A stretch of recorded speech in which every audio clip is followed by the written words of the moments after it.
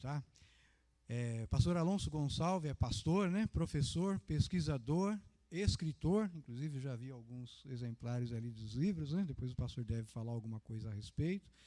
Tem formação na área de teologia, filosofia, sendo mestre e doutor em ciências da religião e pastor da PIB do Limoeiro. É casado com Lívia e pai de André e Pedro, né?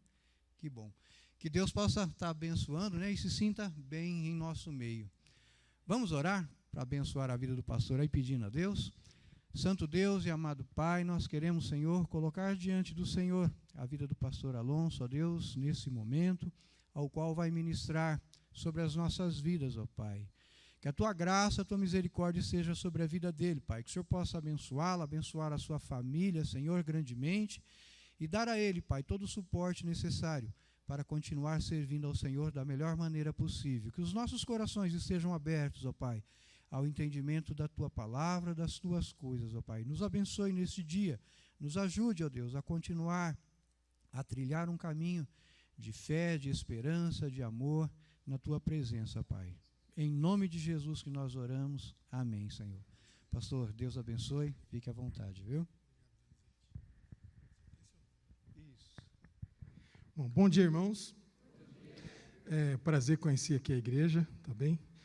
Igreja Batista do Parque. Mas aqui é São Lucas, né? É um prazer. Eu trouxe alguns só, meus irmãos, porque eu não sei, né? Às vezes eu sou um péssimo vendedor e marketing também, então eu só trouxe porque o pastor aqui de vocês pediu, então nem isso eu tinha trazido. Aí eu deixei ali com a irmã, né? Se os irmãos depois quiserem se interessar para dar uma olhada, fiquem à vontade. O primeiro ali é o Cristo Solitário. É uma leitura de uma cristologia ou de uma perspectiva sobre Jesus a partir da América Latina. Então, se quiserem folhear, fiquem à vontade também. E o segundo é um tema que está ali na mão do pastor também. Esse aí é um pouco mais complicadinho, mas nem tanto, porque eu falo sobre a política. É o lugar da igreja na política. Ele acabou de sair, mas assim, já não vou assustar vocês não, tá bom? Porque não é nada do que você está pensando dessa polarização ridícula que nós estamos vivendo, mas é um tema em que procura colocar a igreja dentro dessa questão política a partir da sua própria perspectiva, que é a messiânica. Então, trabalho com um filósofo e um teólogo, e tem um prefácio do Felipe dos Anjos, um amigo querido já de um bom tempo, que é pastor da Igreja Batista da Água Branca, tá bom? Então, esse aqui é o lugar da igreja na política, reivindicando a vocação messiânica da igreja no debate público. Tem que ler assim devagarinho, não é igual uma revista, mas dá para entender, é tranquilo, tá bom? E esse aqui é o mais tranquilo, sim, é o Cristo Solitário em Busca de Companhia, essa visão de que os discípulos de Jesus tiveram sobre ele, já está na segunda edição, então é uma oportunidade também, se alguém quiser entender um pouco mais sobre cristologia. Bom, como eu disse, eu não sou muito bom, um é do pastor, né? O outro é dele. Como eu disse, eu não sou muito bom em marketing, aí depois o pastor pode ajudar os irmãos na divulgação, tá bom?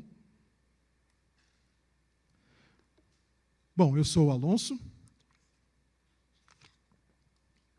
como já foi apresentado aqui pelo irmão Donizete, e nós vamos falar de um tema que os irmãos escolheram ou pensaram junto com o pastor, que é essa questão de Deus da contemporaneidade. E na contemporaneidade, porque evito tanto a questão da modernidade como da pós-modernidade, embora entenda ainda que nós estejamos na modernidade. Contemporaneidade é uma questão que pode transitar em algumas áreas, né? Ou em algumas eras, melhor dizendo. Por isso, essa perspectiva.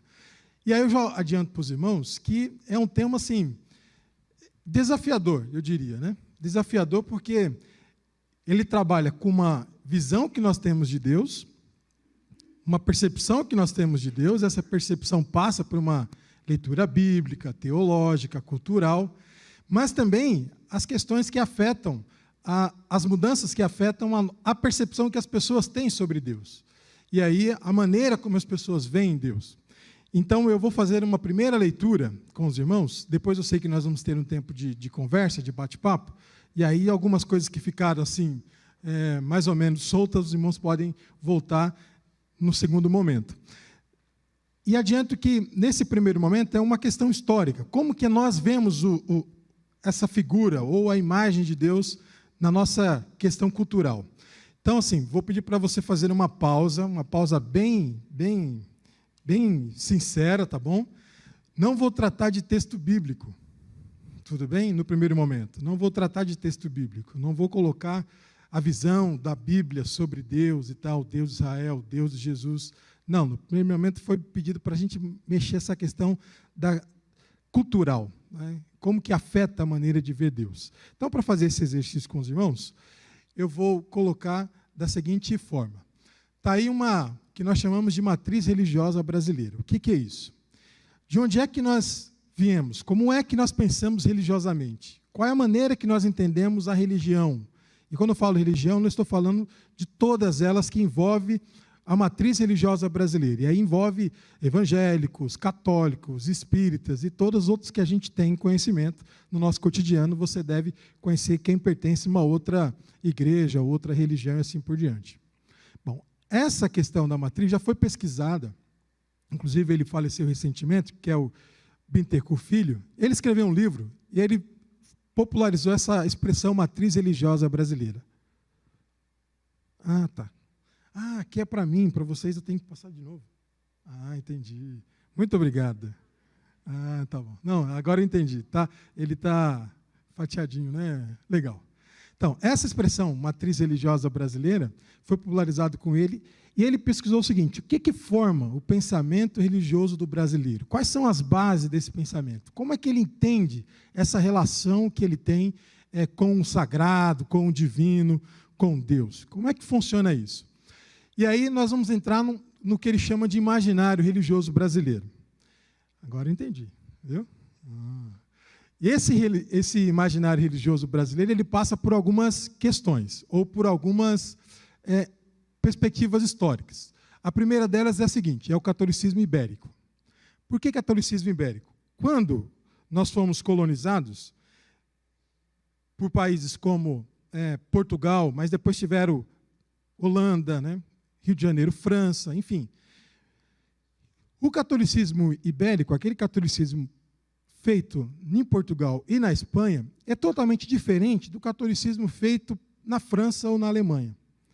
Na França e na Alemanha, o catolicismo ele é mais ilustrado, ele é mais pensado, ele é mais racionalizado. No catolicismo português e espanhol, é uma religiosidade mais vivencial, mais experiência, mais relações com o sagrado, e não, com o divino, e não necessariamente pensado, raciocinado como numa Alemanha ou como na França. Então, essa é uma diferença. E esse catolicismo que vem. Por isso, quando esse catolicismo vem, há uma disputa muito clara entre o catolicismo, no seu modo racional, de códigos, de direito canônico, de normas, de regras, de magistério, de doutrina. E, por outro lado, tem-se um catolicismo popular, aquele catolicismo em que as pessoas fazem no seu dia a dia, nas suas romarias, nas suas vivências entre bairros, entre cidades. Esse é o catolicismo popular. Isso sempre vai ter uma tensão em países em que tanto Espanha quanto Portugal colonizaram com o catolicismo ibérico. Por exemplo, o México, para a gente pegar um exemplo de um catolicismo feito por Espanha, é um catolicismo popular, muito popular, em que uma santa deles, que é a Santa Deo Morte, por exemplo, vira a Guadalupe, e eles fundem várias coisas nessas expressões religiosas entre eles. Tudo bem? E aqui no Brasil, nós temos várias regiões em que tem sua particularidade em relação ao catolicismo popular.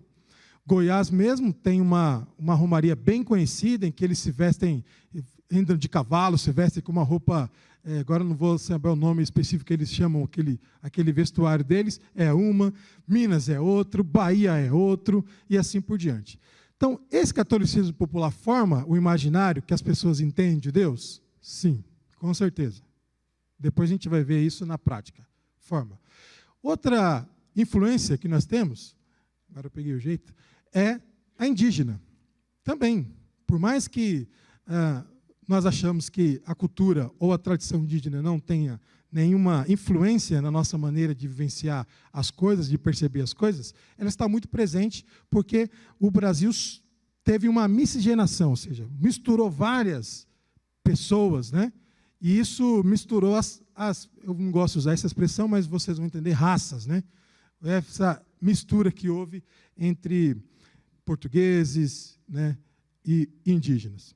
E aí, uma terceira, melhor dizendo, que é a africana, que também influencia em algumas maneiras de nós entendermos a nossa percepção sobre Deus e a nossa religiosidade.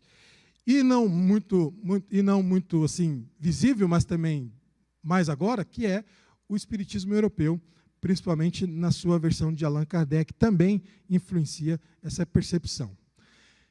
Dessas 4, nós então temos a última, que é o protestantismo estadunidense, que é onde nós estamos aí sentados nessa base, né? Então, antes disso, antes do protestantismo estadunidense, houve catolicismo ibérico, influência indígena, influência africana, espiritismo europeu, e depois protestantismo que veio dos Estados Unidos, onde veio a maioria dos missionários que organizaram e fundaram igrejas metodistas, presbiterianas, batistas e assim por diante. Então, essa é o imaginário religioso brasileiro. E todo imaginário religioso brasileiro passa por essas 5 perspectivas aí. Os pesquisadores vão dizer que a que menor tem impacto na cultura brasileira é do protestantismo, por razões óbvias, né? A gente vai entender também daqui a pouco. Por que o protestantismo é a menor que tem impacto? Porque, diferente do catolicismo que vem, e ele vem com a espada e com a Bíblia na mão, né?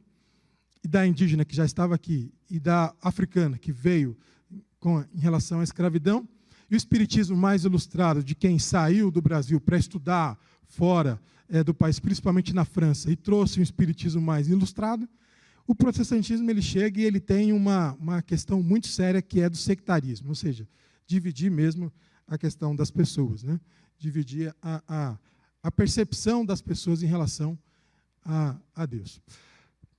E aí nós chegamos nesse protestantismo e a cultura brasileira. E quando nós pensamos no protestantismo e a cultura brasileira, nós paremos um pouquinho aqui para entender. Eu acho que assim deve ter ficado claro, né, que quando nós pensamos sobre a nossa religiosidade, nós estamos imergidos dentro de um caldeirão de coisas, né, que eu coloquei no slide passado. Nós estamos imergidos dentro de uma série de questões. Então, de maneira bem pedagógica, dizer para os irmãos que o vizinho, a família, os parentes distantes do interior e tal, o catolicismo que eles têm, a maneira como o vizinho entende que precisa benzer o filho, e assim, todo esse caldeirão de coisas está imergido na nossa cultura religiosa. Nós não escapamos disso. Só para os irmãos terem uma ideia, depois os irmãos podem questionar isso, mas para os irmãos terem uma ideia do que eu estou falando. Um pastor de uma igreja batista no interior de São Paulo ficou escandalizado, horrorizado, essa foi a palavra dele, porque a irmã estava com um filho doente, e aí pedindo oração, culto de oração pelo filho e tal. Só que na rua da casa dela tinha uma benzedeira batista, tá bom, irmãos? Só para os irmãos terem para escandalizar um pouquinho, mas batista. E ela entendeu que ela precisava ir até a benzedeira também. E levou o menino para benzer. Uma senhora que ela já conhecia há um bom tempo, né, ela se converteu, estava na igreja e tal.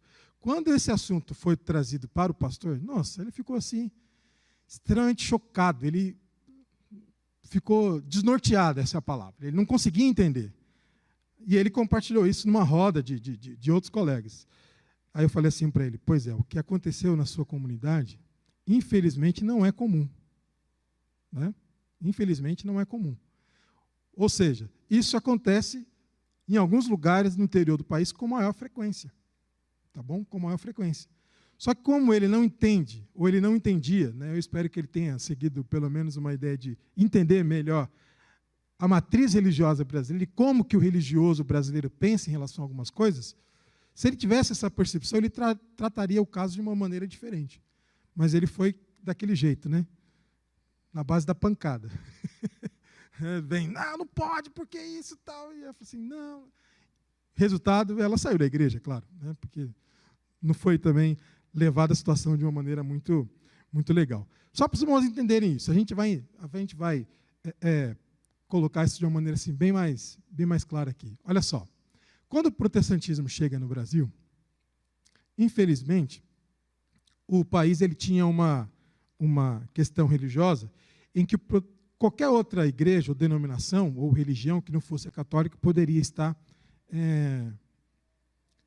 fazendo, né, os seus cultos, enfim. Depois ele passa a ter permissão para fazer isso. Numa Constituição, se eu não me engano, de 1834, se eu não me engano. E aí ele tem permissão para fazer isso. Só que não poderia ter característica de templo. Tinha que ser em casas e tal. É por isso que protestante no Brasil tem muita dificuldade com isso aqui, ó, cruz. Por quê? Porque no protestantismo em outros países, Estados Unidos e Europa, cruz é muito comum, é coisa do cristianismo. Mas no Brasil não poderia ter característica de templo as igrejas protestantes, e a cruz significava isso. Então, uma cruz que estivesse na frente de uma igreja protestante, ela tinha que ser retirada ou tinha que ser descaracterizada daquele lugar. Esse era o problema. Os batistas sofreram bastante com isso, principalmente no Nordeste. O Zaqueu Moreira, por exemplo, tem um livro que ele vai relatando vários casos, né, em que as igrejas batistas, quando chegavam em algumas cidades, tinham muita dificuldade com o padre da cidade por conta disso. E aí ficou naquele imaginário que cruz, por exemplo, é coisa de católico. Não é verdade? Cruz é coisa de católico, não é coisa de protestante, de igreja e tal. É coisa só de católico. E aí a gente tinha essa ideia de que isso é coisa só de gente que é católico. Bom, por que isso? E aí, por outro lado, o protestantismo resistiu muito à cultura brasileira. Ele não teve uma inserção mais significativa na cultura brasileira. Teve dificuldades de compreender a cultura brasileira, de imergir na cultura brasileira, de entender melhor o seu povo. Aí ficou, num bom tempo, cultos muito característicos de pessoas que vinham de outros países, por exemplo, Estados Unidos e Europa, para o Brasil, e seus cultos eram muito sectários mesmo, muito segmentados em uma classe social e assim por diante. O que acontece com o protestantismo? Ele quer fazer uma outra coisa, ele quer racionalizar mais a vida. Então, tudo aquilo que ele entende que é místico não, né? Misticismo, que é magia, que é feitiçaria, que é tudo aquilo que faz parte da cultura das pessoas, ele quer eliminar, ele quer tirar, né? Ele quer eliminar todas essas coisas. E aí, para melhorar ainda a situação, ele procura as elites da sociedade. Procura sempre se estabelecer naquela parte da sociedade em que entendia que as pessoas eram mais racionalizadas, mais entendidas das coisas. Quando o Sérgio Buarque de Holanda escreve o seu livro Raízes do Brasil, olha só o que ele fala sobre os protestantes. Ao oposto do catolicismo, a religião reformada, seria a ideia dos protestantes, tá bom? Por isso reforma, oferecia nenhuma espécie de excitação aos sentidos ou à imaginação dessa gente. É claro que se ele tivesse vivo e pudesse rever, né, ele mudaria muito a percepção dele. Mas na sua pesquisa, ele consegue dar essa visão do que ele entendia em relação aos protestantes. Viram o que a gente está lidando? Nós estamos lidando, então, com o imaginário de Deus, e isso agora, é claro, a gente está falando de um texto muito antigo dele, mas isso agora está imbrincado de várias formas, de várias maneiras. Tá bem? Um outro ponto que nós vamos agora entender é o seguinte: como que o brasileiro, então, faz a sua teologia? De que maneira? Então, nós vimos só uma parte mais histórica, bem rapidamente. Agora, vamos entender melhor como que ele faz a sua teologia. E, claro, para fazer a sua teologia, o primeiro aí é Deus, né? Como que ele entende Deus? Como que isso está no dia a dia? E é importante a igreja hoje parar uma manhã para entender melhor isso, porque é praticamente impossível que uma cidade como São Paulo você não tenha, durante a semana, uma conversa religiosa com alguém. Né? Durante a semana, estou dizendo. Tem gente que tenha, às vezes, até quase todos os dias, porque trabalha com alguém que é da igreja X, da igreja Assembleia, da igreja Deus de Amor, e assim por diante. Né? Então, é quase impossível. Então, tudo isso está envolvido na percepção das pessoas em relação ao seu imaginário religioso e como que elas entendem Deus. Bom, primeiro, Deus, ele ajuda. Deus é aquele que ajuda. E mais ainda, Deus é aquele que abençoa e Deus é aquele que acompanha. Então, quando o neto está saindo de casa, a avó fala assim, Deus te acompanhe, meu filho. Não é isso? Ou então, mexeu, nós estamos falando, Deus te abençoe. Né? O tempo todo. Ou então, aquela história de que Deus ajuda. Aí tem aquele famoso, eu sou péssimo para ditado, né? Como é que é o ditado que fala que Deus... Isso, obrigado, meu irmão. Deus ajuda quem cedo madruga. Tudo isso está na nossa cultura, está permeado da nossa ideia sobre Deus. E vai você falar para alguém que fala assim, olha, mas Deus ajuda. Se a gente, traduzindo esse ditado, Deus ajuda. Se você ali ficar persistente, né? Ele te ajuda, ele te contribui. Teve uma igreja aqui no Brasil que conseguiu ler exatamente, muito bem, foi muito bem assessorado, inclusive tem tese de doutorado sobre isso, leu muito bem todas as nuances do imaginário religioso brasileiro, que é a Igreja Universal do Reino de Deus, tá bom? Leu muito bem, sabe muito bem trabalhar todas essas questões. A gente vai entender daqui a pouco. Por que o pastor da Universal veste branco? Você não sabe? É por conta do espiritismo europeu que influencia o nosso país. E também por conta da indumentária que tem no candomblé e na Umbanda. Então, tudo isso não é nada por acaso, tá bem? Eles entenderam muito bem isso e sabem pegar exatamente aonde o brasileiro se entende. Eles tiveram instrução? Sim, muita, bastante. Tiveram gente pensando? Sim. Teve gente que ensinou os pastores como é que faz isso. Tá bom? Leonido Silveira Campos, ele tem um livro, o livro é Teatro, Templo e Mercado. É uma tese de doutorado, que aliás está esgotadíssima, se você encontrar no sebo deve estar a mais de R$500. Caríssimo. E ele ficou muito tempo lá dentro pesquisando. E ele faz todo esse mapeamento de como que eles entenderam a mentalidade religiosa brasileira, as campanhas, o jeito como se pega uma coisa aqui, a persistência, o imaginário religioso, a questão da magia. Aí teve um outro pesquisador também, o Antônio Gouveia de Mendonça, que ele vai dizer, olha, a Igreja Universal é praticamente um sindicato de mágicos. Em que, eu estou falando isso, não é pejorativo não, tá, irmãos? Por favor. Está gravando, tá? Não estou falando mal, estou falando que é uma igreja que soube ler exatamente o imaginário religioso brasileiro. Tá bom? E tem pesquisa mostrando isso. Bom, essa é a primeira percepção das pessoas em relação a Deus. A outra coisa é que Deus é objeto de petição, desejos, capaz dos impossíveis. Então, é aquele motorista que levanta de manhã, ele vai ficar o dia inteiro trabalhando na cidade, ele faz a sua oração, né? Se ele for católico, ele faz o sinal da cruz, porque ele quer que Deus o proteja e atenda assim os seus desejos durante o dia. Ou aquela pessoa que está buscando alguma coisa, entende que Deus pode fazer coisas impossíveis para isso. Uma outra coisa é que Deus é sempre um Deus prático. As pessoas não querem muito saber assim, mas quem foi Deus? Não é? Quem foi Ele? Como que ele é? Quais são os atributos dele? Comunicáveis, morais, não é isso? As pessoas não querem muito saber disso. Elas querem saber de um Deus prático. Em outras palavras, de um Deus que funciona. Seu Deus funciona? Então, isso aí eu quero pegar. Dá certo? É isso aí que eu quero saber. Viram o desafio que nós temos? É um desafio bem interessante. Uma outra questão sobre Deus é, nem sempre sua vontade coincide com a do crente. Aí já mudando um pouquinho para as pessoas que estão mais vinculadas a igrejas. Então, eles vão entender o seguinte, olha, fazer a vontade de Deus, tá, é uma coisa, mas nem sempre a vontade de Deus, aquilo que Deus deseja, vai coincidir com a sua. Daí uma explicação que nós temos também para a questão da morte. Muitas vezes. Você vai encontrar pessoas no cemitério, no velório, e falam assim, meu filho, mas foi feita a vontade de Deus. E a vontade de Deus não é a nossa, é a maneira da pessoa se entender isso naquele momento de luto. Muitas vezes você vai encontrar frases como essa. Uma outra questão é o seguinte, acontecimentos desagradáveis são interpretados como castigo de Deus. Tá? Castigo de Deus. Então nós temos uma imagem de Deus também, em que age de acordo com a sua autoridade, com o seu poder, e se alguém sair da linha, né, ele também castiga. E, claro, quando a pessoa tem dificuldade para lidar com uma situação, o que ela diz? Olha, a justiça do homem falha, mas a justiça divina não. Ela está falando o quê? Está dizendo o seguinte, se Deus vier a pesar a mão sobre você, olha, coitado de você, você vai sofrer bastante. Essa é a visão, né?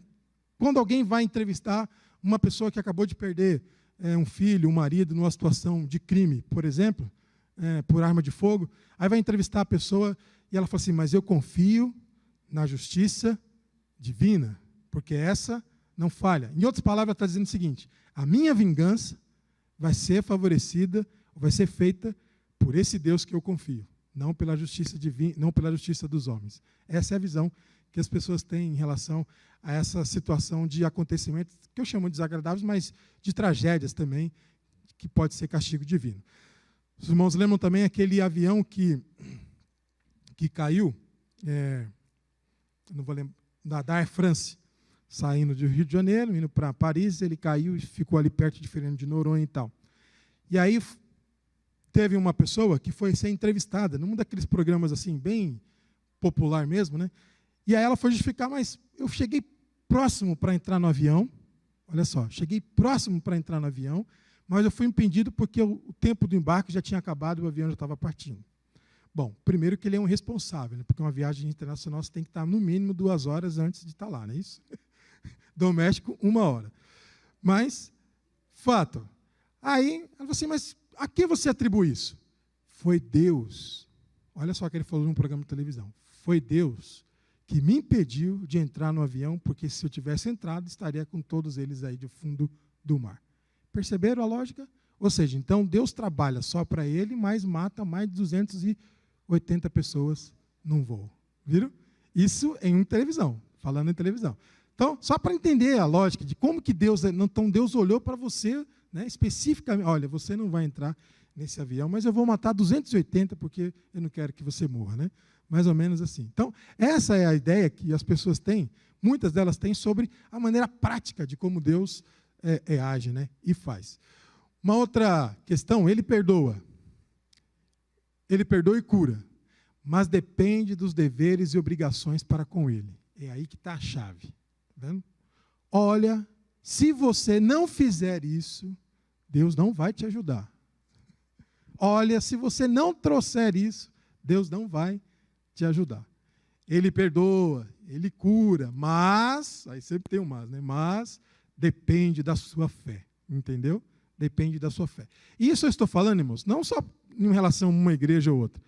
Estou falando de modo geral, tá bem? De modo geral. As pessoas entendem de modo geral isso. Então, elas nunca entendem essa concepção da graça ser de graça. Tem que ter alguma coisa em troca. E quem entende isso, quem sabe que essa mentalidade está por trás, consegue trabalhar isso, se dá bem em algumas situações, viu? Muito bem. Né? Em algumas situações, muito bem mesmo. Bom, uma outra questão da teologia do brasileiro são as instituições religiosas. Bom, aí nós já entendemos que o nosso histórico, né, o que forma a nossa matriz religiosa, a visão, gente, de maneira bem genérica, tá bom? Que a gente colocou aqui. A visão de Deus e agora as instituições religiosas, onde aqui aperta o nosso calo.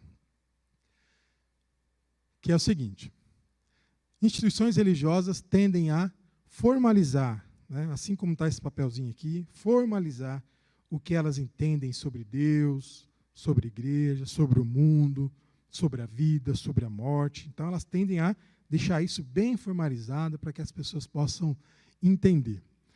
Mas o que está acontecendo?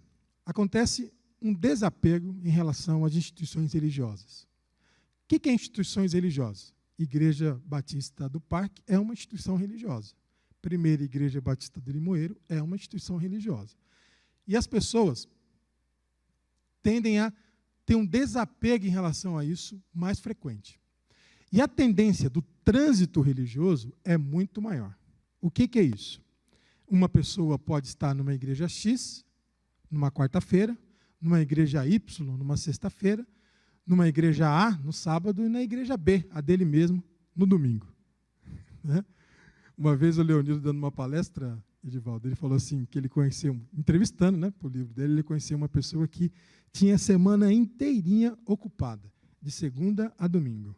Segunda a domingo. Ele falou assim, mas como assim? Ó, pastor, presta atenção. Segunda-feira eu vou na vigília de oração lá do meu bairro. Terça-feira eu vou na campanha da igreja X. Quarta-feira, isso aí falando, isso já tem mais de 10 anos, tá? Quase 20 anos. Quinta-feira eu vou na campanha do descarrego. Sexta-feira eu vou na campanha tal. E aí ele falou outra coisa, sabe, não vou lembrar agora mesmo. E no domingo eu vou na igreja lá que a minha filha vai, e que o meu genro vai, e assim por diante. Viram? Semana inteirinha. Ocupado. Né? As pessoas faziam isso. Por quê? Esse trânsito religioso favorece muito. O que ela faz? Ela procura aquilo que mais lhe agrada. Aí vem a famosa frase, que nós fazemos isso nas nossas igrejas também. O que importa é que você se sinta bem. Se sentiu bem aqui? Então você volta outras vezes. Perceberam? Nós entramos nessa lógica. Nós entramos nessa lógica do trânsito religioso. Ah, eu fui na igreja lá e não me senti bem. Mas se sentiu bem com o quê? Ah, o pastor pregou uns negócios assim que não me agradou muito. Entendeu? Então, vou procurar outra. Né? Procuro outra. Por quê? Porque eu preciso ir para uma comunidade que eu me sinta bem. Né? E assim eu vou fazendo até me sentir bem. Aí quando eu chego numa comunidade que eu me sinta bem, em que eu tenha tranquilidade para viver a minha vida assim, de maneira assim, bem tranquila, né? Que eu não preciso me comprometer com quase nada, que só preciso ouvir aquele sermão para me ajudar a enfrentar o meu leão na segunda-feira, aí está tranquilo, está tudo bem. Viram como isso é muito comum na nossa vida? Né? A gente só está entendendo um pouquinho o fundo da coisa. Né? Outra coisa, o que importa é se sentir bem em alguma igreja ou ambiente religioso, como eu acabei de falar. Aí vem, não há preocupação em sistemas doutrinários elaborados. Não há preocupação em sistemas doutrinários elaborados. Ninguém, né, pelo menos assim, de 10 pessoas, 8, vou colocar, 8, escolhe uma igreja X ou Y por conta da sua doutrina. Doutrina. Ninguém faz isso. Ah, eu vou na igreja batista porque lá o sistema deles é congregacional. Entendeu? Ou então eu vou na igreja metodista porque eu gosto dessa questão do bispo, sabe? O bispo me dá uma sensação de segurança. Ninguém escolhe uma igreja por questão doutrinária. Claro que de 10, 8 não fazem isso. Talvez 2 escolha, né? Ou, na melhor das hipóteses, funciona assim. Ele, primeiramente, foi para uma igreja pentecostal do bairro, porque a mãe levou, porque o pai levou, porque o amigo levou e tal, porque ele se converteu, porque estava aberto o templo, ele entrou. Depois ele foi estudando um pouquinho mais, aí mudou de igreja, e foi para uma igreja tradicional. E o inverso também pode acontecer. Mas, no primeiro momento, ele não escolheu a igreja porque ele falou assim, olha, aqui tem doutrina, tá? Nós acreditamos na Trindade, nós acreditamos em Jesus, nós entendemos a igreja assim, tal. Não é assim que funciona. Não é assim que funciona. Aqui mesmo, se nós fôssemos abrir para perguntas, né, nós iríamos perguntar, como foi que você chegou aqui? Cada um teria uma história diferente. Mas eu diria que, desse grupo que nós estamos aqui, pouquíssimos iriam dizer, olha, vim para uma igreja batista, vim para a igreja batista do Carmo, porque eu queria uma mensagem mais bíblica. Mais bíblica. Não, geralmente eu vim para a igreja porque eu queria que Deus falasse comigo. Esse falar comigo é muito subjetivo, né? Muito subjetivo mesmo. Uma última questão. Precisa ter praticidade. Se não tiver praticidade, não funciona. Então, o pastor, assim como eu, o Edivaldo também é um pouco filosófico, né? Né, irmãos? Que faz a gente refletir, tem dificuldade. Ah, não, esse pastor assim fala umas coisas que a gente não entende. Uma vez eu fazendo uma série de sermão em Efésios, né? Aí chegou uma irmã e falou assim, pastor, eu não entendo o que você fala. Eu falei, é mesmo, irmã? É. Por quê? Olha, porque você fala umas coisas muito difíceis de entender. Eu falei, o quê, irmã? Fala aí o que eu falei de tão difícil que não dá para entender. Ah, não sei, pastor, mas é difícil. Ou seja, não é que ela não entende, é que tem uma certa preguiça para tentar entender alguma coisa. Né? Para tentar, porque nós não estamos dados à questão da reflexão, irmãos. Ninguém fica parado olhando uma situação e vendo. O que a gente faz? A gente pega o celular, não é isso? Deixa eu ver as notícias, não é assim? Deixa eu ver as notícias. E corre, aí só vê aquelas chamadas, que elas são tendenciosas mesmo, e sai falando, você viu fulano? Você viu o que aconteceu e tal? Mas não parou, não leu, não discordou. Nós estamos nessa vida frenética, né, de procurar as coisas rapidamente. Aí nós chegamos aí, igual aconteceu agora recentemente, de um assassinato no Paraná, né? Tá difícil o Paraná, né? Porque o outro esfaqueou porque estava demorando demais na fila do drive-thru. Ele ficou bravo, saiu do carro, começou a discutir com o rapaz, e estava com a faca no carro e esfaqueou, simplesmente esfaqueou com a mulher no carro, com os filhos no carro. Por quê? Estava demorando muito. Estava demorando demais. A gente quer as coisas assim, ó, né? Rápido. Aí quando chama alguém para fazer uma reflexão, vamos entender isso aqui? Ah, não, pastor, é difícil. Vocês entendem? É difícil. É difícil porque a gente quer uma coisa mais prática. Então, se o pastor Edivaldo vir aqui, semana que vem, falar assim, colocar uma bacia de água aqui, ó. Quem beber dessa água, seus problemas vão estar solucionados. Ah, meu amigo, pode ter certeza que vai ser uma bênção. Aí, né, vai ser uma maravilha. Pois é, né? Eu conheci o irmãozinho, um pastor, coitado, tinha acabado de chegar do interior, lá no Vale do Ribeira, vindo do Paraná, com as ideias assim, bem interessantes, sabe? Vale do Ribeira, Batista. É uma das comunidades batistas mais tradicionais do estado de São Paulo. Aí lá no seu segundo mês, eu falei assim, a gente tem que movimentar a igreja, e não sei o que, é mesmo, é? Ele foi lá, meu irmão, e teve a infeliz ideia de criar um culto da fogueira. E colocou a fogueira no meio do templo lá, meu Deus do céu. Imagina os invasivos. Imagina os invasivos. Nossa, para vocês terem uma ideia, envolveu a ordem dos pastores. Os pastores tiveram que ir lá, queriam expulsar ele da igreja. Aí veio os pastores, meu filhinho, tinha acabado de sair da Faculdade Teológica Batista do Paraná. Meu filhinho, não é assim que funciona, tá bom? Vamos entender, ó. Aqui o povo funciona assim, assim, assim, assim. Aí ele, tá. Ele conseguiu reverter a situação, ele está até hoje lá na igreja. Mas a fogueira. O que ele queria com a fogueira? Ele queria chamar atenção para falar que a igreja precisava de um avivamento. Avivamento. Aí avivamento, fogo, né? Sabe essa ideia? Falei, meu Deus, o que avivamento tem a ver com fogo? Mas tudo bem. É avivamento. Então ele não estava nem fazendo uma campanha, vem aqui, queima seus desafetos na fogueira. Coloca o nome daquela pessoa que você não gosta aqui também. Nada disso. Ele só queria fazer a ideia de um avivamento, de avivar a igreja. Falei, ô Senhor, foi difícil, viu, para ele, viu? Mas ele aprendeu. O pastor não vai fazer isso aqui não, viu, irmão?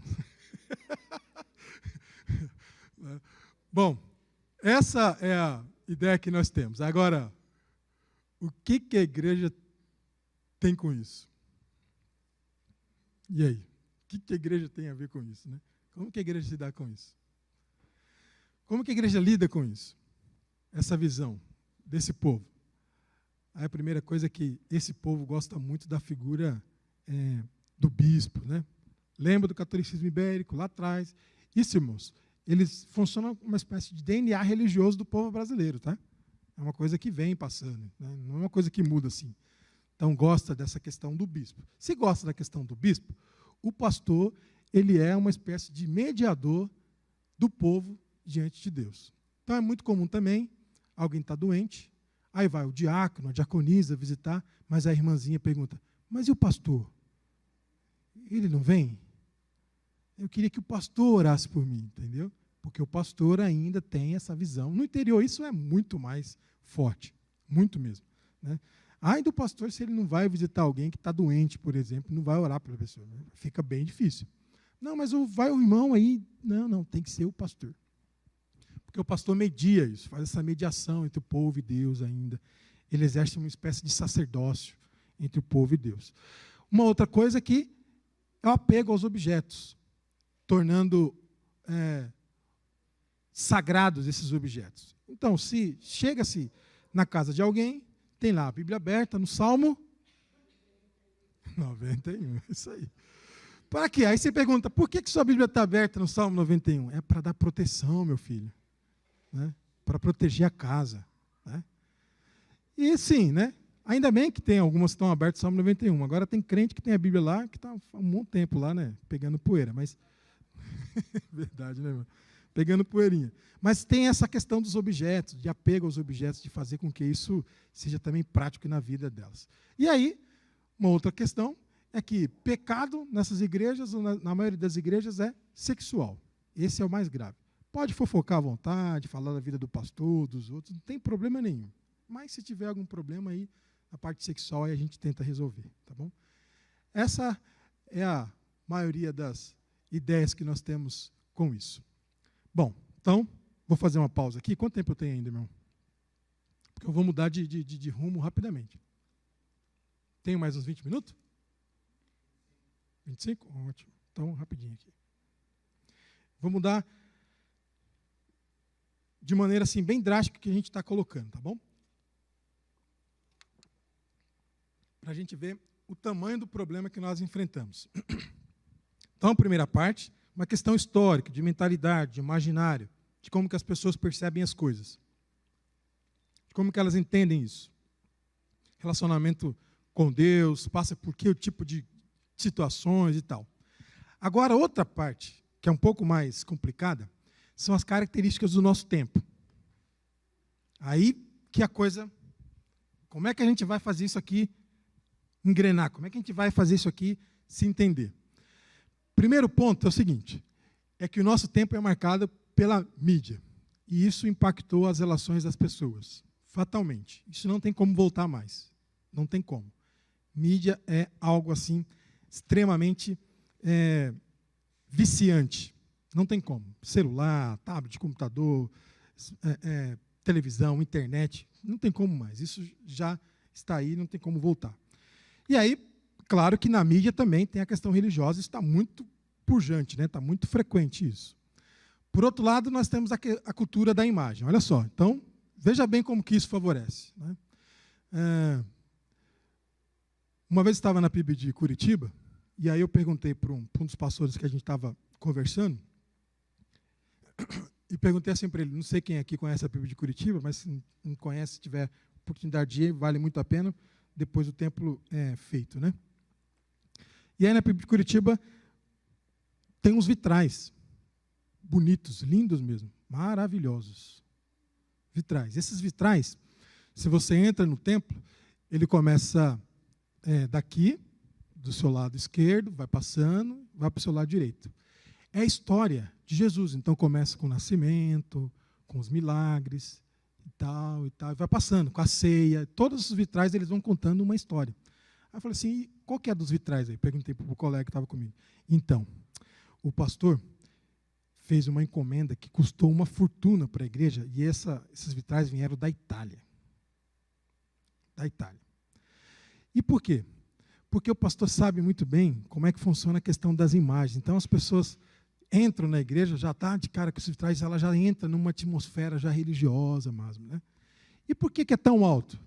É alto exatamente, se você prestar atenção, você vai ver que quem projetou a igreja, projetou com uma consciência alta para dar aquela sensação de catedral mesmo, de sumidade. Se você entrar na Catedral da Sé, que é uma arte barroca, né, muito bonita mesmo, gótica, melhor dizendo, você vai ver, né, que é uma questão assim, bem central, a questão de você olhar para o alto. Bom, isso tudo é cultura da imagem. É cultura da imagem. Isso, protestantes são muito fracos mesmo nessa questão da imagem, né? Porque acredita o seguinte, a imagem é idolatria. Né? Idolatria. E aí tiveram essa dificuldade para lidar com isso. Bom, Aceleração da história, diferença entre as gerações, isso também está muito em voga. Pensando como que vai conciliar jovens com os mais experientes, com a terceira idade, como é que funcionam essas mentalidades, o choque que isso causa, também está aí. Por outro lado, o consumismo muito evidente como referência de valor de vida. Antes você tinha para se sentir alguém, agora, se você não tem, você não é ninguém, né? Então, essa que é a lógica. Então, o consumismo, ele dá um referencial de valor para as pessoas. Uma rejeição muito forte à questão da autoridade ou do autoritarismo. O autoritarismo já é uma maneira, mas o autoritarismo é muito... isso não pega mesmo em relação a algumas questões. A erotização e sexualização ela é banalizada completamente também, né? Eu estou passando rápido só para a gente entender uma questão que eu vou colocar daqui a pouco. E aí, o sentido da vida é aquela busca individual que a pessoa faz, não necessariamente envolve a família, os pais, mas aquilo que eu quero, aquilo que eu busco. E aí a banalização dos relacionamentos, das experiências também. Então eu posso ter um relacionamento volátil com uma pessoa, depois eu tenho com outra e assim por diante. Então, perceber o caldeirão de coisas que nós estamos envolvidos, né? Se vocês depois quiserem, a gente pode voltar num dessas características aí, que com certeza tem mais, essa lista poderia ser aumentada, mas estou passando bem rapidamente mesmo. Tá bom? E aí, nós chegamos no nosso ponto que eu acho que é fulcral, né? Que é importante colocar. Que é o seguinte: como que a igreja lida com essa visão de Deus na contemporaneidade, com essas mudanças culturais, que são pontuais algumas, outras são transitórias, mas outras estão permanentes. Como que a igreja lida com isso? O que ela se apega? Aonde ela se fundamenta? O que ela enxerga? Qual o sentido que ela busca dar às pessoas? Aí eu entendo que é uma espiritualidade do segmento. E não é o segmento da igreja, é o segmento de Jesus e, por consequência, a igreja caminha junto. Tá? Então, a igreja no segmento de Jesus. E quando nós entramos no segmento de Jesus, ele nos ajuda a entender melhor toda essa visão sobre Deus, a corrigir algumas coisas e a melhorar algumas coisas que nós entendemos que deveria continuar. Então, entendendo esse emaranhado todo que a gente fez aqui, lá, questão histórica, partindo para as questões culturais, nós que somos envolvidos, nós precisamos ter um foco de como entender Deus. E para entender Deus, penso que a pessoa, o ser que melhor representou, o ser que melhor mostrou, vivenciou, apresentou, foi Jesus a respeito de Deus. Por isso eu chamo que é o Deus de Jesus, né? Não é o meu, não é o seu, Deus de Jesus. E qual é o Deus de Jesus?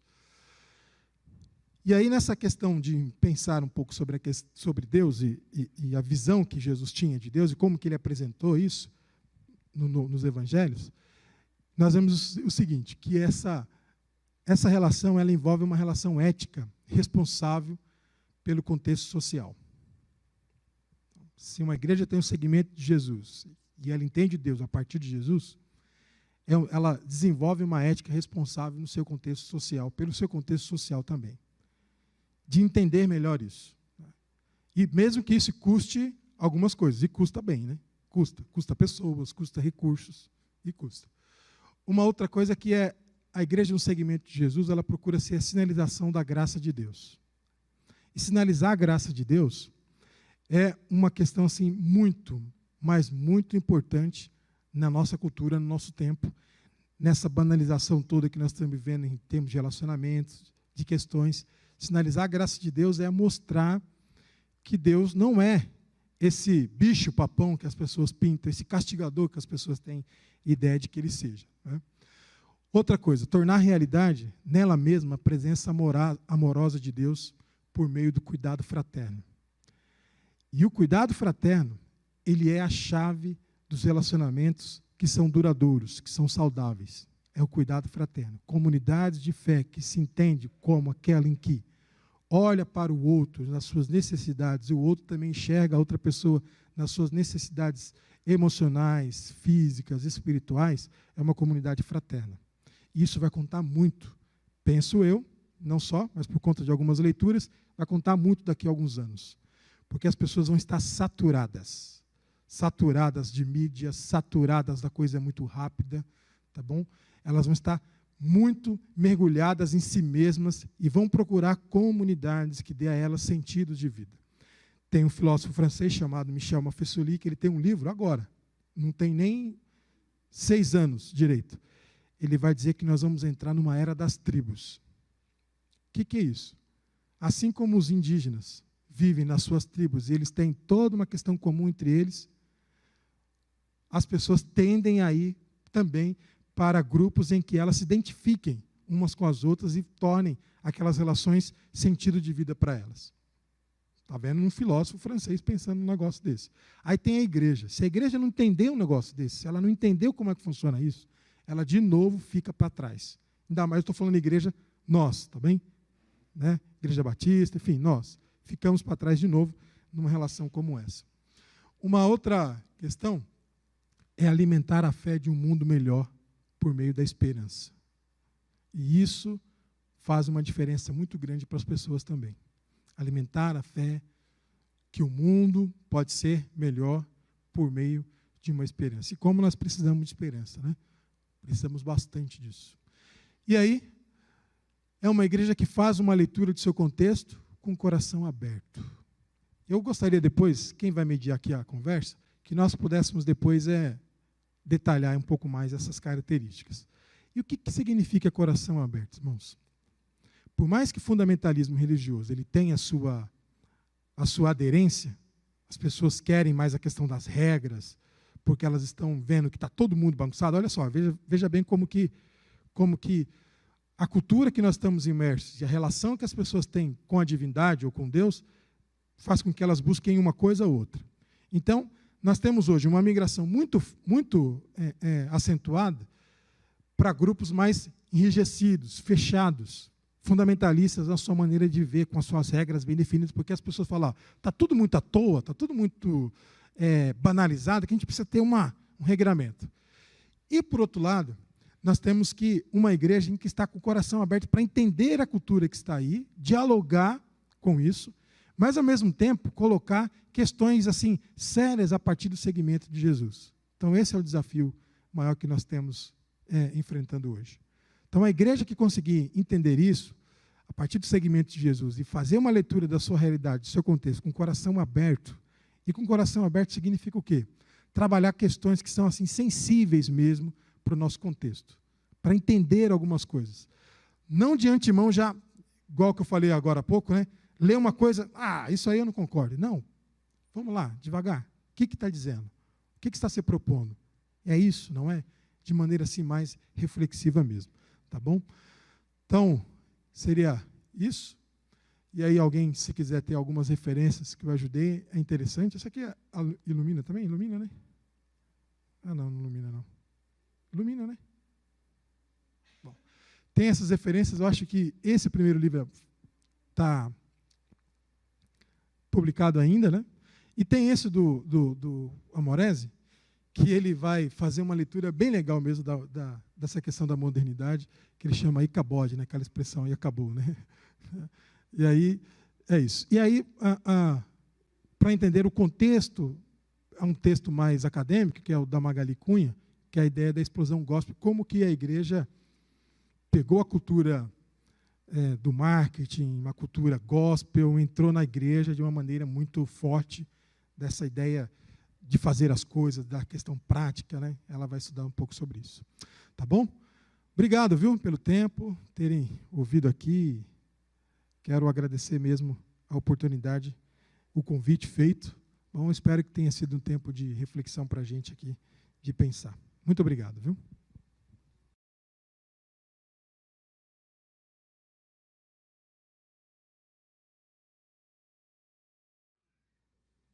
Estou me sentindo importante aqui, hein?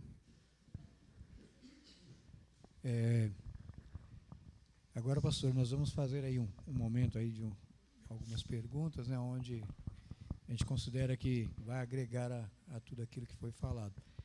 De fato, é um tema assim muito importante e pertinente aí aos nossos dias, né, porque o mundo muda a todo instante, né? E eu acho que hoje, pelo menos para mim, foi muito bacana escutar tudo isso, porque a gente passa a ter uma visão completamente diferente, né? Ou, pelo menos, buscar pensar de uma forma diferente, né? Que, às vezes, a gente enxerga o mundo e já faz a sua assim, análise primária sem pensar a respeito realmente mais a fundo aí do tudo que está acontecendo. Né? Foi muito bom. Mas a pergunta é assim, na antiguidade, Deus era o centro do universo.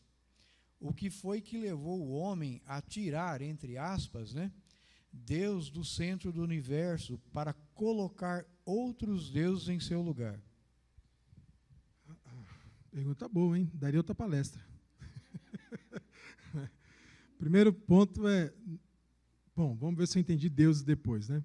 Mas, assim, na antiguidade, a ideia era teocêntrica, ou seja, Deus era o centro do universo. E que Deus é esse? É o Deus ocidental do cristianismo da Igreja Romana. Né?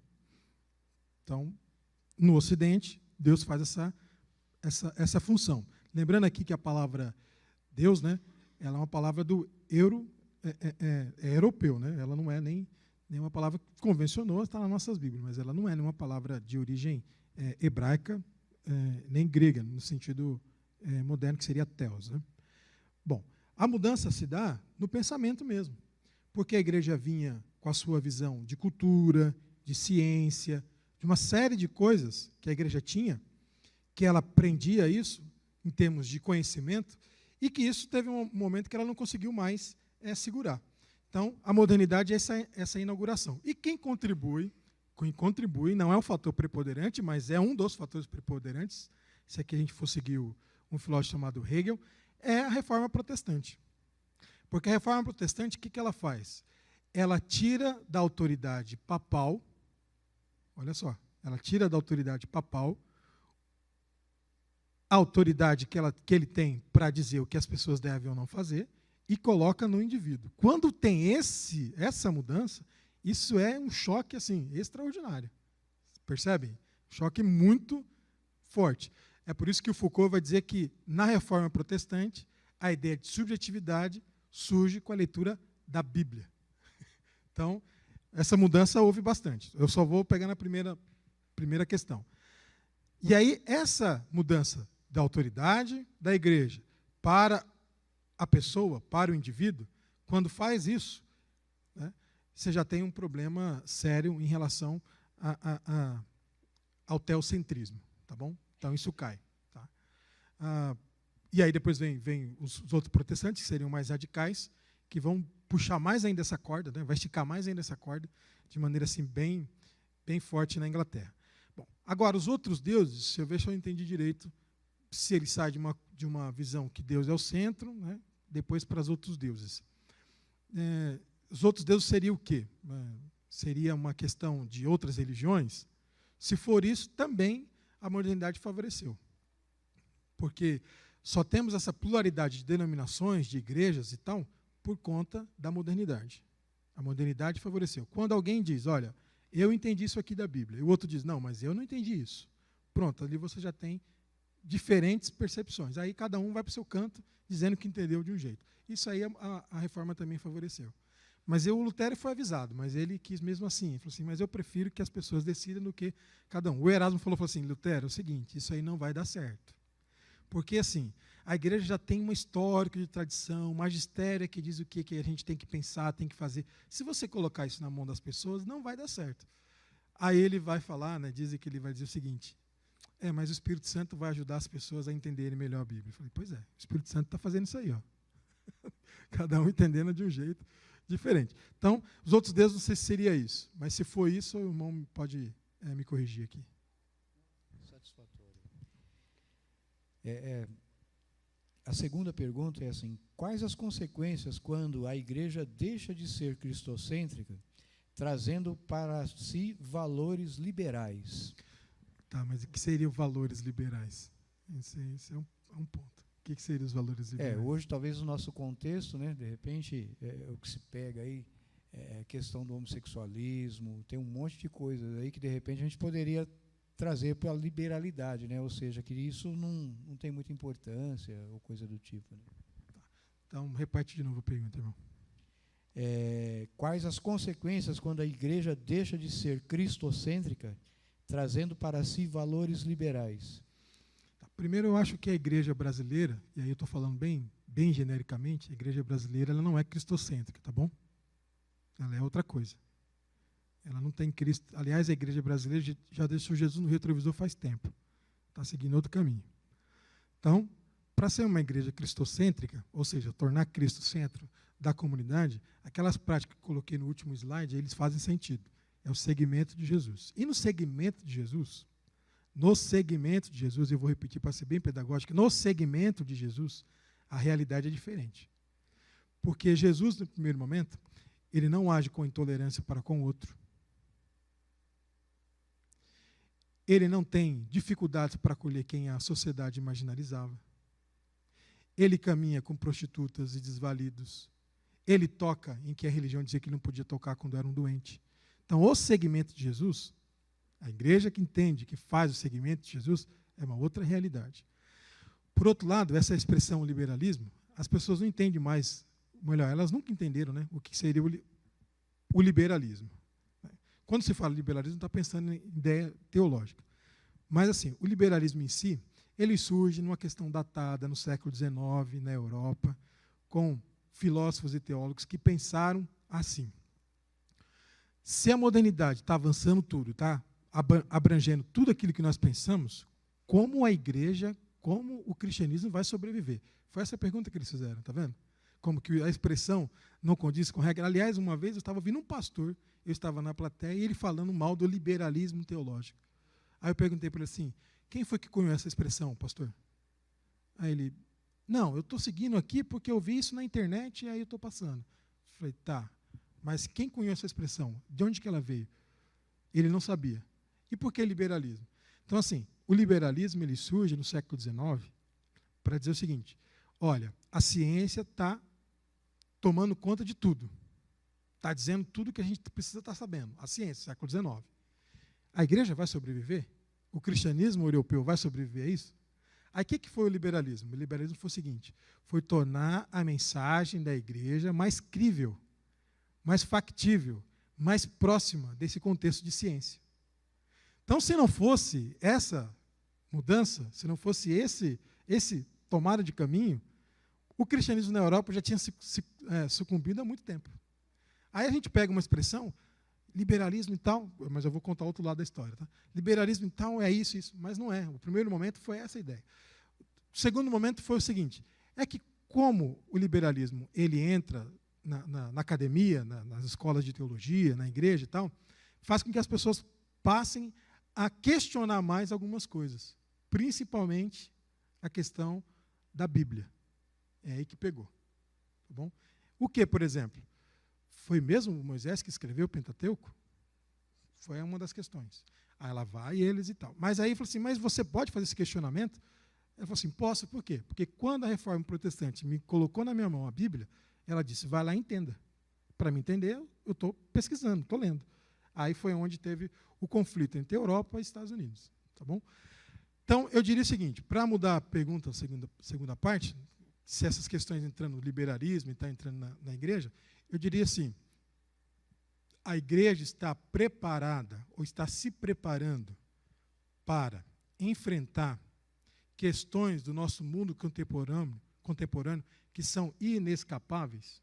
Acho que seria isso. Entendeu? E eu acho que não. Algumas estão, outras não. Tá? Umas estão a partir dos seus dogmas, das suas doutrinas. E outras estão a partir do segmento de Jesus. Eu colocaria nessas duas questões. Entende? E, na verdade, se a igreja não tomar cuidado, ela vai acabar ficando para trás em tudo isso. Né? Assim, porque a igreja ela não está... muitas igrejas elas ainda não estão percebendo, igual o irmão trouxe essas expressões. Por exemplo, a gente vai conversar aqui, isso não é um assunto meu, isso é assunto da igreja, do pastor da igreja, eu só vou dar um leque, tá bom? Porque o irmão citou aí quando o irmão tentou colocar a questão. Nós usamos a expressão homossexualismo, por exemplo. Porque homossexualismo denota, algum tempo atrás, alguns anos atrás, como se fosse uma doença. Aí se tirou essa expressão. Se você usar uma palavra como homossexualismo, dependendo do ambiente, o irmão já vai ser taxado. Tá? Então, isso aqui ignora o nosso contexto. Entendeu? O que nós usamos? Nós usamos homoafetivos. Nós usamos homossexualidade. Mas não usamos essa palavra porque tudo que tem ismo, né? Traumatismo, né? Tudo que tem ismo denota algum tipo de doença. Então, só para a gente ter entendido. Aí, tá, eu não vou entrar nesse tema, isso aí é uma questão que a igreja discute com o seu pastor, mas só para a gente entender o seguinte, que tem até mesmo frases, palavras, para se entrar e entender algum tipo de questão. E eu acho que a igreja não está preparada para isso ainda. Mas o irmão tem netos? Tem um neto? Quantos anos tem? Vai fazer 3. Se o irmão estiver vivo com a graça de Deus até lá, o irmão vai ver que o seu neto vai ter a cabeça totalmente diferente da sua hoje, e essas questões para ele vão ser muito mais tranquilas e muito mais fáceis de lidar, né, do que a sua geração, né, a minha está na intermediária ainda, ou do que a geração do pastor. Só para a gente ter uma ideia. Se a gente não preparar isso, fica complicado. Por exemplo, outra coisa é os nossos jovens entrando na universidade. É outro ponto, que a igreja também pena bastante com isso. Tem muita dificuldade. Porque quando eles entram na universidade, eles têm um determinado de conteúdo e eles veem que a igreja não acompanha aquilo, que ela não tem esse time, sabe? Ela não tem esse insight da coisa, e aí é onde eles também deixam a igreja, porque a universidade já fez a cabeça. E faz mesmo a cabeça, irmão. Pode acreditar que faz. Muita pergunta, né, irmão? É verdade. Só mais uma pergunta aqui, vontade, aí a gente vai passar para o Fernando lá. Deus sendo ele contemporâneo, é possível falar de Deus, né, em uma sociedade líquida? Essa expressão aí, líquida, é do Bauman, né? Mas, assim, é possível sim. Por quê? Ao mesmo tempo em que alguns vão dizer de hipermodernidade, né? Em que favorece essa punhado de coisas que nós colocamos aqui, de mudanças culturais e tal, favorece uma série de coisas que as pessoas têm acesso. Por outro lado, também as pessoas elas têm algo que a tecnologia, a ciência ainda não conseguiu lidar, que ela ainda não conseguiu abranger isso, que é uma palavrinha bem pequenininha, fé. Fé. Todo ser humano tem fé. Todo ser humano tem fé. Isso está na questão antropológica do próprio ser humano. Não tem um ser humano que não acredite em nada. Até mesmo aquele que diz que não acredita nisso, acredita em não acreditar. Todo ser humano tem. E se a igreja consegue lidar com isso, consegue trabalhar essa questão da fé, ela tem mais possibilidade de dialogar, de entender, interagir e confrontar o que está aí. Eu acho que essa que é o caminho. Então, a igreja ela tem um elemento tão fundamental que ainda não está ofertado para outras áreas, que é a fé. O resto está tudo ofertado, está tudo capturado por outras áreas. Pela economia, pela política, né, ainda mais agora. Ou seja, tudo foi capturado pela política e pela economia. Mas a fé ainda é um elemento, se a igreja voltar, dar os passos ainda para trás e procurar entender isso, ainda é um elemento fundamental para ela dialogar. As pessoas querem crer em algo. Elas precisam acreditar em alguma coisa. Né? E aí eu acho que está o fio da coisa. Obrigado. Bom dia, pastor Alonso. Eu gostaria de fazer uma questão, inclusive pensando sobre isso, né? Eu gosto de pensar sobre isso também, como todo ser humano busca uma fé, né? Busca uma crença. Em Eclesiastes diz que Deus colocou a eternidade no coração do homem, né? Então todo homem busca algo além de si, né? Algo que transcende. E pensando nisso, nós vemos como isso se manifesta na religião, né? Como a gente viu hoje na palestra, tanto culturalmente quanto a partir de alguma revelação, a partir de algo que é construído, como a gente tenta construir uma imagem de Deus, né? E pensando nisso, eu queria abrir em duas questões assim, né? Primeiro, se hoje a gente pode considerar até qual que é o limite que a gente pode considerar um entendimento diferente do que nós temos de espiritualidade, de quem é Deus, como verdadeiro ou não, Ou seja, até onde eu posso conversar com alguém e ele me apresenta a visão dele de Deus e eu falo, não, isso aqui não está correto, você tem que tentar alinhar isso. Ou seja, será que a gente pode considerar que existem outros deuses hoje, né, nesse sentido? E num outro ponto, né? Como nós somos cristãos, né, nós temos a Bíblia como referência. Quando a gente entra na igreja, quando a gente chega aqui, a gente já encara a Bíblia, a gente começa a ler ela e entender como ela lida com essas questões. A gente enfrenta, por exemplo, a gente lida, por exemplo, com o Antigo Testamento, né? O Antigo Testamento era o povo de Deus a todo momento se deparando com outros deuses, outras culturas, outros povos.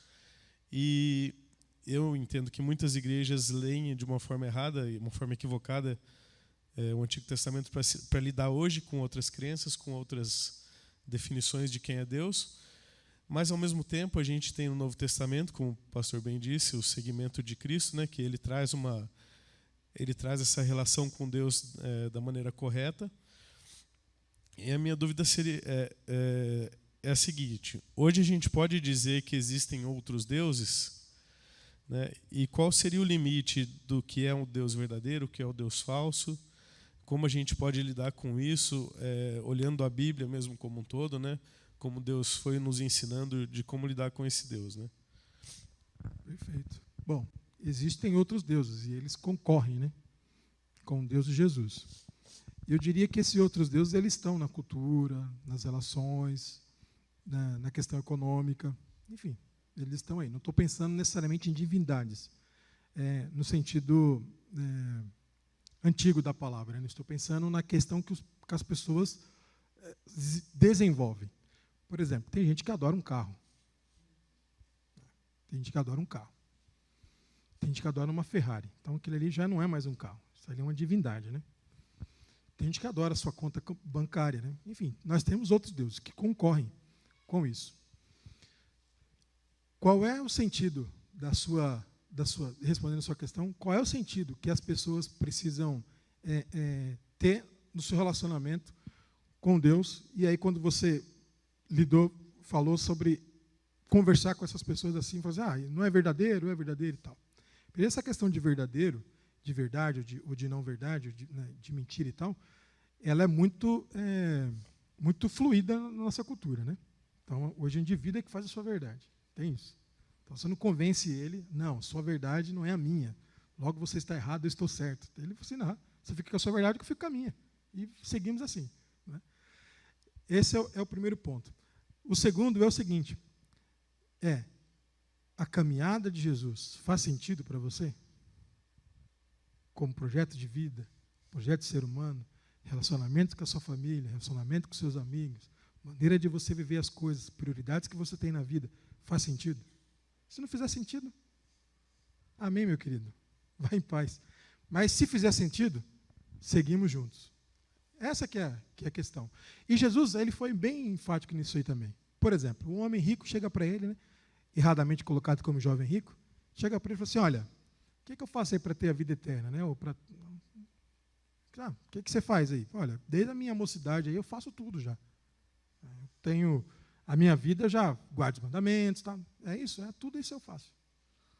Eu falei, então tá bom, uma coisa te falta ainda. Vai lá, vende, ou seja, abre mão do seu Deus, vende o que você tem. Ou melhor, doa o que você tem, abre mão do seu Deus e vem e segue-me.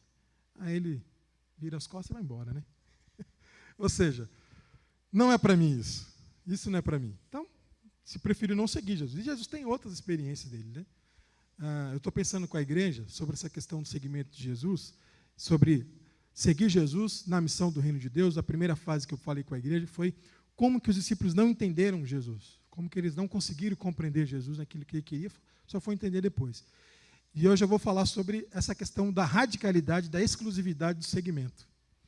E eu vou tratar de um texto que é Lucas, capítulo 14, a partir do verso 25, em que ele vai dizer o seguinte, ele vai falar assim, olha, se você decide seguir e não me ama mais do que seu pai, a sua mãe e o seu irmão, você não precisa ser meu discípulo.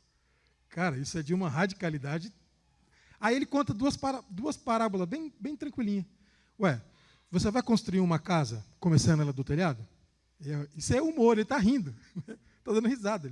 Isso é humor. Claro que não, ele sabe de um povo que sabe construir as coisas. Você vai, não. Se o rei está vendo que está vindo outro exército que tem um exército maior do que ele vai entrar em conflito? Ele não vai ser um Zelensky da vida. Ele vai tentar estabelecer a paz. Né? Porque fé não é mesmo sinônimo de coragem. Né? Então ele vai lá tentar conversar. Ele está dizendo, em outras palavras, seguir Jesus tem que ter um cálculo de risco. Seguir Jesus tem que ter um cálculo de risco. E nem todas as pessoas estão abertas a ter esse cálculo de risco, a se arriscar nesse sentido. Mas eu acho que ainda o seguimento de Jesus é o fundamental. Né? Para as pessoas abrir mão dos seus deuses. Não estou falando de aquela irmãzinha, né, que, aliás, no interior tem muito disso, né? Pastor, como é que eu faço? A minha vizinha me chamou para a casa dela, só que ela tem lá na casa dela, na sala, ela tem uma Nossa Senhora lá. O que eu faço? Você não faz nada, irmão. Você vai lá, conversa com ela. Você não faz nada, você não vai chegar já chutando as coisas. Você não chega assim. Você chega, conversa, né? Troca uma ideia com a pessoa. Né? Você não vai chegar já dizendo, esse negócio que você tem aí na sala está errado. Né? Você vai primeiro conhecer a pessoa, né? Saber quem ela é, o que ela pensa. Aí ela vai ter um cálculo. Se você chega, que você está na sala, está errado. Pronto, você acabou a conversa. Você não tem mais conversa ali. Acabou, pode ir embora para casa, que ela não vai nem mais chamar você para entrar na casa dela. Pronto, você já rompeu tudo aquilo que você podia ter de diálogo com aquela pessoa. Acho que é mais ou menos isso. Eu tenho um exemplo disso que aconteceu comigo. Né? Quando eu me converti, eu vinha de uma matriz católica, né? E eu utilizava escapulário, né? Que é aquela cordinha que tem Jesus na frente, Maria atrás. Né? E eu lembro que eu comecei na igreja, eu estava meses indo na igreja e ainda usava. Né? Eu estava indo numa igreja batista. E tinha uma irmã que falava, Fernando, vamos tirar isso aí, né? Vamos cortar isso aí, vamos arrancar. E tinha outros irmãos que, ele está andando com a gente, né? Vamos continuar com ele aí, né? E em um momento específico eu entendi que aquilo não tinha nada a ver, eu fui lá, eu estava lá em casa, falei, vou arrancar isso aqui, não tem nada a ver, né? Enfim, mas uma outra questão, né, que eu gostaria de fazer. Quais os deuses contemporâneos que mais disputam o coração do discípulo de Jesus, né? Se a gente for, por exemplo, o irmão falou de uma Ferrari, do dinheiro, né? Sexualidade, enfim. Quais deuses contemporâneos que mais disputam o coração do discípulo de Jesus hoje? E qual pode ser a postura do discípulo de Jesus na evangelização na sociedade atual, né? No mundo atual, né? Diante desses conflitos, né? Desses novos deuses aí? Tá, eu vou voltar na questão econômica, porque eu acho que ela não explica tudo, mas ela explica uma boa parte das coisas. Tem um livrinho um filósofo chamado George Agamben. Ele tem um livrinho bem pequenininho, que ele foi a palestra que ele deu, foi uma fala que ele deu na Catedral de Notre Dame, essa que pegou fogo aí, que eles estão reformando já, né? Para bispos, só bispos da igreja. Esse livrinho foi publicado. O nome do livrinho é Igreja e Reino. Aí, no final do livrinho, ele fala assim, e aí? Ele faz todo um histórico, falando da questão messiânica de Jesus e tal, do segmento, da caminhada de Jesus, do segmento de Jesus, e como que Jesus não foi capturado pelo próprio sistema religioso da sua época, né? Mas sofreu junto com ele e padeceu com ele. E vai trabalhando isso, ele vai trazendo essa questão de como que a igreja deveria retomar de novo essa postura e essa caminhada a partir do segmento de Jesus, ou da percepção messiânica dele. Aí no finalzinho ele chega e pergunta assim, e vocês? Até quando vocês vão deixar que o cristianismo seja capturado pelo capitalismo? Entendeu? Porque tudo é dinheiro, né? Tudo é questão de valores, de vender e de lucrar. E a igreja também parece que embarcou nisso, né? E embarcou nessa... A igreja não, né? Uma boa parte dela embarcou nessa de cabeça. E deixou também que a mensagem do evangelho fosse capturada por isso. Por isso, quando o irmão Donizete, né, perguntou sobre se a igreja é cristocêntrica, eu diria que não. Ela não é. Ela não é mesmo. Ela é outra coisa. Outro evangelho tem aí, mas não o evangelho de Jesus Cristo. Né? Aí, de novo, para lidar com essa questão cultural, para lidar com essas questões que nós estamos envolvidos, meus irmãos, eu penso que é olhar para Jesus. Eu acho que não tem outra alternativa, não. Essa é a única que nós temos. É olhar para Ele. Ok. Muito obrigado. Passar a palavra para o Zé Carlos. Eu que agradeço. Olha, e vocês estão de parabéns por ter esse momento da iniciativa do pastor, da igreja, de conversa, de diálogo. Essas coisas aqui que a gente pretende fazer no Limoeiro também, viu? Donizete, muito obrigado pelas perguntas. Fernando também, obrigado pelas perguntas, viu?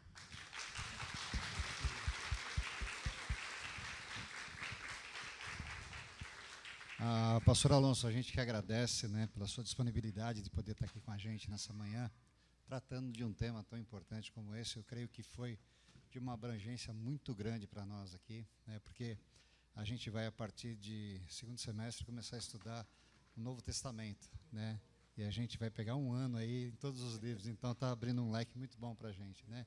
Isso aqui é uma pequena recordação para o irmão, né. Muito obrigado por você ter vindo, Deus te abençoe. Obrigado, viu? Obrigado. Obrigado, pastor. Obrigado, irmãos. Deus abençoe vocês.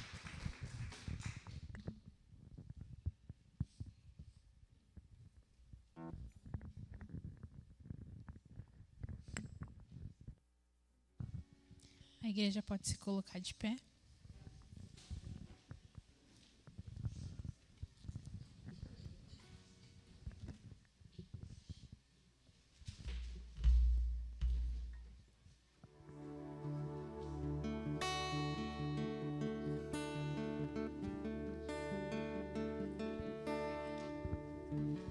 No início era a palavra, com Deus Altíssimo. O mistério de tua glória, Cristo em ti se revelou. Oh, quão lindo esse nome é! Oh, quão lindo esse nome é! O nome de Jesus, meu Rei. Oh, quão lindo esse nome é! Maior que tudo Ele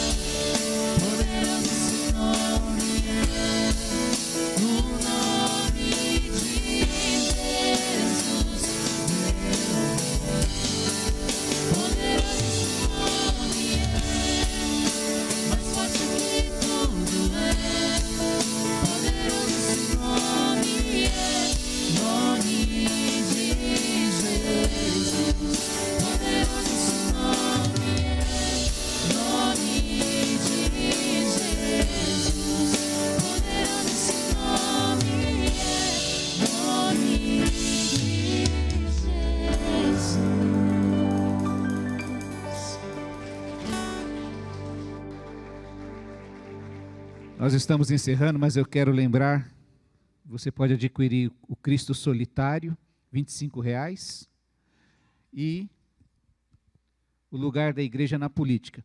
Aproveita que você pode pegar o autógrafo do escritor. Daqui a alguns anos pode ser que seja como o livro do Leonildo, né? Esgotado, valeu uma nota preta. Você tem um livro autografado pelo autor. Então, o Cristo Solitário, já li, vale a pena a leitura deste livro, com certeza. No Lugar da Política, eu já peguei um. Então, não esqueça de passar ali. Tem o Pix, você tem facilidade de acertar. Convidar o Fernando. Você que participou, o que a gente tem que fazer? A nossa propaganda. Quem não veio, perdeu essa grande oportunidade, como eu já avisei desde quarta-feira, agora só o ano que vem. Só em julho do ano que vem. Então, você ajude aí, participe, divulgue.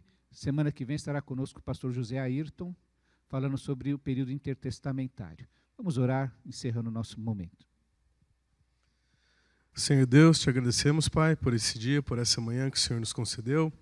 Agradecemos, Senhor, pela vida do pastor Alonso, Pai, que esteve aqui nos falando sobre como é o nosso relacionamento contigo nos dias de hoje, Pai, e nos instigando a seguir os passos de Jesus, a olhar para Jesus como tua revelação final, Pai.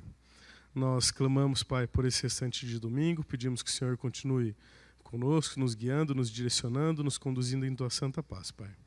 Pedimos as suas bênçãos sobre a vida do pastor Alonso, de sua família, do seu ministério, que ele continue sendo fortalecido sob a tua graça, Pai. Nós oramos em tudo agradecidos em nome de Jesus. Amém.